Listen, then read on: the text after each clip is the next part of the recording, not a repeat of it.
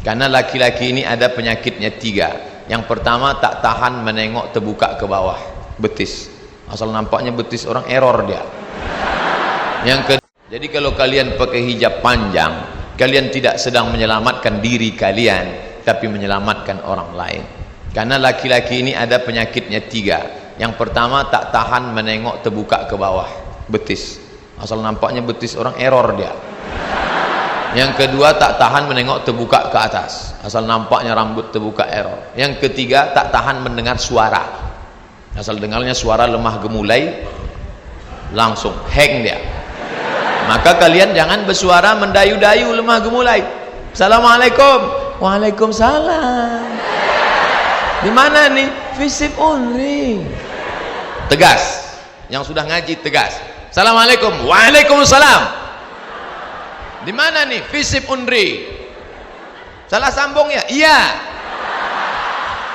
Tegas. Nah, lemah gemulai. Berapa banyak perkenalan dari salah sambung berakhir pada janjian, kena hipnotis, emas diambil, motor diambil, kehormatan diambil. Hilang makna. Maka jaga kehormatan kalian. Alah, Somad itu cuman pandai ceramah aja itu. Bilang jangan pacaran, jangan pacaran. Dia aja dulu pacaran. 4 tahun saya di Mesir, saya tidak pacaran sekalipun. Makanya saya pede ceramah. Emangnya Ustaz dulu waktu kuliah apa? Tidak. Kenapa? Jarak kampus putra dengan putri 15 km. Tak nampak perempuan. Mahasiswa Indonesia berjumlah 2.400 orang. Mahasiswa Indonesia 2.400, laki-laki 2.100, perempuan 300. Persaingan ketat. Saya diuntungkan oleh keadaan. Ini saya tak pacaran-pacaran. Sampai ke Maroko, mahasiswa Indonesia 30 orang, perempuan 1 orang. Makanya dia yang paling cantik waktu itu. Setelah pulang, umur sudah tua. Pulang saya ke Pekanbaru 2008, umur 30 tahun. Walaupun kalau ditengok orang macam semester 7. Tapi kita kan ustadz. Pokoknya kalian urus saja pendidikan, nanti rezeki murah, kalian jadi orang, dikejar-kejar perempuan, 1 truk ngejar kalian. Serius saja, itu Pak orang apa lembu kata dia? Orang lah. Saya aja yang tak ganteng, hitam kurus kering begini, 17 daftarnya. Masih saya simpan lagi. Si anu. Itu bukan pacar, yang ditawar-tawarkan orang, semua saya tolak. Padahal buruk saya ini ya. Rambut pun tak ada, gundul. Apalagi kalian yang ganteng-ganteng, apa dicemaskan? Ini baru putus, galau, dingin lontong di depan. Lewat saya, ente kenapa? Galau Ustaz. Galau kenapa? Dia minta katanya kalau abang hijrah berakhir hubungan kita sampai di sini. Makan lontong. Nanti ente jadi orang, dia mengejar ente. Perempuan yang paling rugi adalah yang meninggalkan ente. Tengok 5 tahun akan datang. Gimana Pak Ustaz? Mana saya tahu. Nantilah. Anak lajang ganteng berprestasi kok mentalnya down begitu. Saya aja baru duduk 5 menit di kantin, berapa perempuan banyak lewat situ. Lewat aja. Pokoknya setelah kalian berhasil, yakin pada janji Allah, maka Allah akan berikan yang terbaik. Kenapa mesti takut? Ustaz Somad? Iya. Ustaz sudah nikah? Belum. Mau saya carikan? Bolehlah, tapi saya tengok dulu ya. Jangan langsung ente pinang. Iyalah, ini gambarnya Pak Ustaz. Nah, saya tak mau hitam manis. Kenapa? Nanti habis manisnya tinggal hitamnya. Jangan kau cari terlalu cantik. Karena kalau kau terlalu cantik, nanti kawanmu berbisik, pakai pelet ya. Jangan kau cari terlalu jelek. nanti malu kau bawanya undangan. Yang sedang-sedang saja. Idza ja'akum man tardawna dinahu, kalau kau tengok agamanya baik, jilbabnya panjang, ngomongnya tak banyak, maka dialah pilihan dunia akhirat.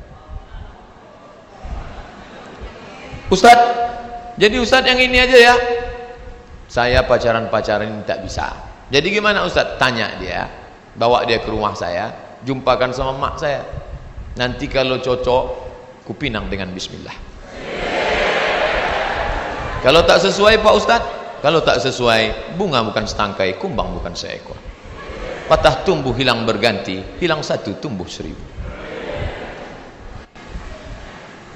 Sudikah engkau menikah denganku, tapi engkau akan menjadi a second woman? Kok second? First, second. Kenapa aku jadi yang kedua? Amak denan patamu. Di rahimnya kita tumpang perutnya 9 bulan 10 hari. Bersimbah darah dia melahirkan kita. Berapa kali dia tak jadi solat tahajud gara-gara kita.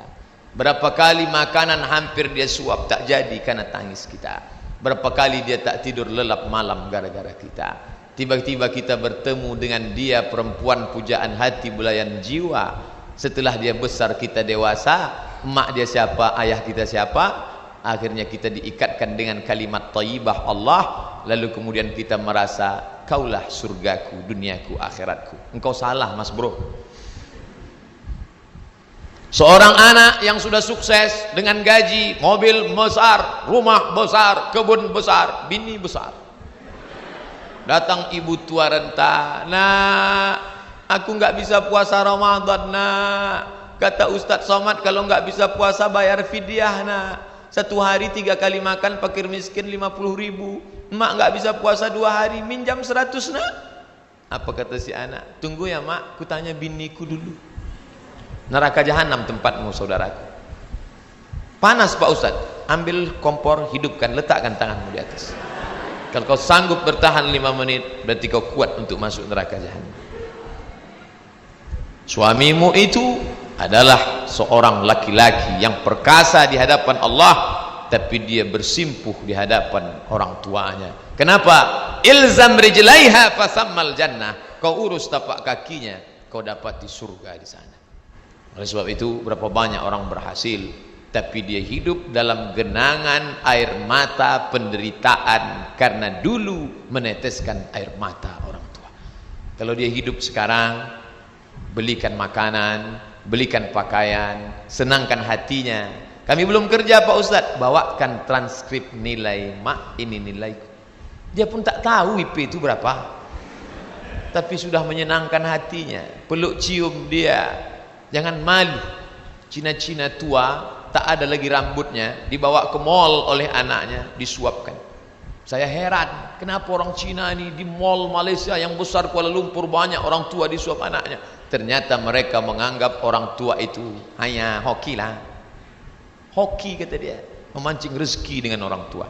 Oleh sebab itu keberhasilan kalian adalah karena berhasil membahagiakan orang tua. Narkoba merusak, doa orang tua akan mendukung. Khamar merusak, pergaulan baik akan mendukung. Tapi serigala akan menerkam kambing yang memisahkan diri dari jamaah. Makanya ketika saya tahu ada jamaah di perikanan, bagus. Ada jamaah di FISIP, bagus. Ada jamaah. Apa jamaah? Berkumpul bersama, sholat berjamaah, baca Quran berjamaah, iktikaf berjamaah. Buatlah komunitas ini supaya kalian terjaga. Kalau Ustadz ngaji, Ustadz Somad, judulnya tabligh akbar, pengajian Yasin akbar. Tapi kalau anak muda lain. Apa kajiannya? Sat night. Hadirilah kajian pecinta hijrah, move on, Al-Quran, kunci kebangkitan ekonomi, maghrib mengaji, talk show, iktikaf, ikhwan, akhwat, tahajud, muhasabah, solat subuh berjamaah. Datang solat maghrib berjamaah, lanjut kajian sampai isya, iktikaf tengah malam, sampai solat subuh berjamaah, langsung pengajian. Hari Sabtu 22 April 18.00 WIB Masjid Raya An-Nur. Ini siapa ini? Ustadz Muzammil Hasballah, yang suaranya Masya Allah. Muzammil artinya orang berselimut, berselimut sorban. Ada pengajian. Pokoknya di mana saja ada pengajian datang untuk menjaga diri. Narkoba, zina, pergaulan bebas. Dan yang paling mengerikan, ini yang dikatakan Pak Sekjur tadi, narkoba dia selamat, zina dia selamat, tapi ada satu lagi, apa dia? Kenakalan intelektual dalam bentuk sekularisme. Sekuler, agama kata dia tak penting, mau pakai jilbab, mau pakai bikini sama aja. Jenggot kata dia tak penting. Apa tuh berjenggot-jenggot? Jenggot sama bulu ketiak sama aja kata dia. Ngejek-ngejek orang. Padahal dalam Islam semua diatur. Mau masuk kamar mandi kaki kiri, Allahumma inni a'udzubika minal khubuthi wal khaba'is. Mau makan tangan kanan, bismika Allahumma ahya. Kalau ketawa berarti masih ingat doa makan. Allahumma barik lana fima razaqtana wa qina azabannar. Itu hadisnya dhaif Pak Ustaz. Oke, pakai hadis sahih. Bismillah. Mau tidur malam, bismika Allahumma. Diatur semua dalam Islam. Sedangkan mau masuk WC aja diatur Islam, apalagi memilih pemimpin. Tapi dia sekuler. Islamnya cuma 3. Lahir, nikah, mati. Lain daripada itu Islam tidak mengatur dia. Dia ke masjid cuma 3 kali aja. Pertama ke masjid kapan? Akad nikah di Masjid An-Nur. Aku terima nikahnya dengan mahar seperangkat alat sholat. Dan kitab suci Al-Quran tak pernah dibuka sampai mati, tunai. Kedua kapan? Kedua masuk masjid. Nih, tanggal merah, hari libur. Besok libur lagi. Harpitnas, hari kejepit nasional. Balik kampung. Orang kalau sudah balik kampung singgah ke masjid, mampir ke masjid, mampir ke masjid, mampir ke masjid, mampir ke masjid, mampir ke masjid. Keterangan, kencing, kencing, kencing, kencing, kencing. Singgah ke masjid kok cuma numpang kencing. Alhamdulillah, anak-anak muda kita ke masjid. Pak Ustadz, itu Pak Haji yang tua itu rajin betul ke masjid. Tak ada yang heran. Orang tua rajin ke masjid tak ada yang heran. Orang sudah diintai malaikat maut. Tapi ketika anak muda yang semangat bergelora ke masjid dia, tadi saya tanya Pak Sekjur, siapa yang baca Quran itu? Anak fisik Pak. Saya sangka pemain naturalisasi. Saya sangka diundang anak UIN, anak pesantren untuk baca Quran. Anak fisik baca Qurannya begitu suaranya. Bayangkan kalau jadi gubernur itu nanti. Bisa dia maju jadi imam. Bismillahirrahmanirrahim. Alhamdulillahi Rabbil Alamin. Sampai pada akhir ayat waladdallin. Semua amin. Bismillahirrahmanirrahim. Inna a'tainakal kautsar. Selesai salat dia pun bisa menengok. Assalamualaikum warahmatullah. Assalamualaikum warahmatullah. Dia bisa periksa jamaah satu-satu. Mana kepala dinas? Mana kepala badan? Mana kepala kantor? Mana kabak? Mana kabak kesra? Mana yang berkepala? Mana yang tak berkepala? Bisa. Kenapa? Karena dia punya segenggam kekuasaan. Kepala dinas itu pontang-panting. Masuk dia ke masjid, musola, kantor, kok bisa tak ada yang azan? Sekarang banyak orang cuek. Tapi kalau yang tadi masuk dia tak ragu hidupkan mikrofon. Orang dia biasa hidupkan azan dia. Allahu Akbar, Allahu Akbar. Orang yang sedang di kantin siapa itu? Pak Gubernur azan. Ayo kita menempatin. Apa? Banyak yang sholat tak pakai wudhu.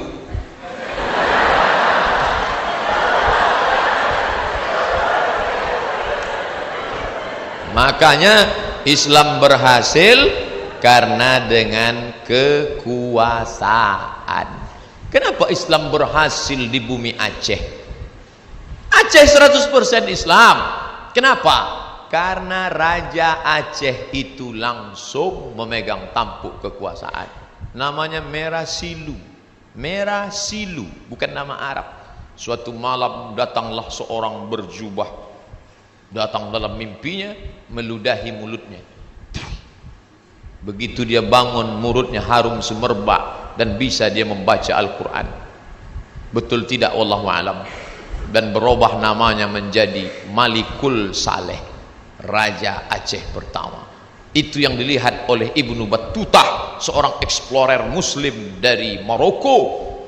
Aku sampai ke sebuah negeri bernama Sumatra, sin waw mim ta ra ta marbuta, Sumatra. Aku lihat rajanya memakai jubah, mereka menaiki gajah dan kuda, dan aku dijamu dengan makanan yang mewah. Baca, explorer Ibnu Battuta sudah bercerita tentang Aceh di masa kejayaan, kekuasaan. Makanya kalau sampai kekuasaan ini dipegang oleh orang kafir, na'udzubillah. Makanya kebahagiaan luar biasa saya hari ini, karena yang saya ceramah ini adalah orang-orang yang diambang kekuasaan. Sedangkan sekarang yang banyak setelah tak berkuasa, aska tak berguna, kata orang Malaysia. Tapi bapak ibu yang sudah pensiun jangan berkecil hati. Ada ide-ide cemerlang, tulis dalam buku biografi. Karena sekarang anak muda kita kehilangan tokoh, menulislah agar orang di masa akan datang tahu bahwa kau pernah hidup di masa lalu.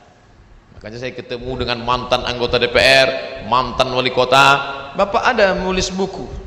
Tak sempat Pak Ustadz. Sekarang banyak waktu kosong, daripada main-main sama cucu, daripada nonton Mahabharata. Bagus nulis buku. Iya juga ya Pak Ustadz, ya tulis balik kenangan. Pejamkan mata, ingat kenangan dulu. Ketika aku menjadi camat di sana, lalu karirku naik menjadi bupati. Setelah itu, pejamkan mata. Udah saya pejamkan Pak Ustadz, terus salah tulisan. Tengok balik. Itulah yang bisa menolong kita. Ma la yudraku kullu la yutraku kullu. Kalau tak pernah berjuang di masa lalu, berjuang di masa akan datang. Anak-anak muda Riau membaca sejarah itu menjadi sumber inspirasi bagi mereka. Inspiratif buku bapak ini. Jangan menganggap kalau sudah buat amal soleh ceramah, mimbar, sehingga semua mau jadi ustadz. Enggak, dengan tulisan. Anak sains teknologi tak pernah ceramah, tapi videonya diupload orang, didownload orang, ditonton orang. Ustadz Somad khutbah di masjid, yang datang 500, yang mendengar 400, yang masuk 300, yang berhasil bawa pulang 100, yang didengar bininya 50. Tapi ini anak tidak ceramah, dia potong tuh video, dia masukkan Instagram, Twitter, BBM, dia share, lalu kemudian orang menonton, dan terakhir diposting ke saya. Tengok nih Ustadz Somad, screenshot, viewernya sudah 200.000 orang.